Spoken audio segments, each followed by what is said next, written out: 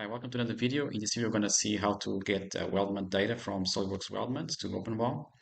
First thing, you need to have an assembly. So notice the BOM button is disabled. So let's move this into an assembly file. So that's the first step.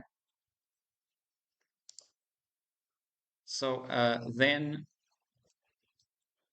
we can save this locally and we are good to go. Then the next step is configure the settings for OpenBOM. So notice that we have a few settings around weldments. So you can include weldments cut list as subassemblies.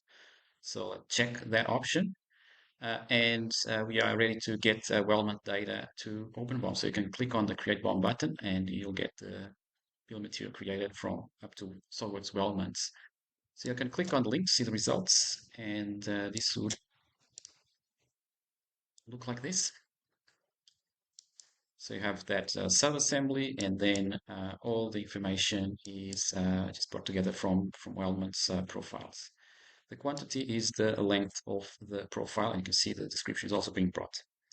You can use define your own part numbers to the weldments. So in this example, you can see that there's a bit more detail in this assembly here. So notice that if you bring part number to the weldment properties to the cut list, so if you bring part number to the weldment to each weldment profile, so in this case it's the same part number as the raw material number. So if you have the same number in all profiles like this one, all profiles have the same part number, as you can see. So same part number for all of them. So when you bring this bill of material structure, so notice that the part number field is the setting in the OpenBOM part number property. So that's part number. So you can see that for your configuration. If you click on the generate bill of material, then we will have the bill of material generated for those weldment profiles. So you can see the result.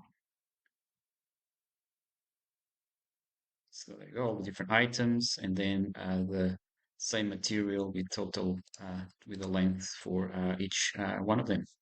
So hope you like this video. See you next time.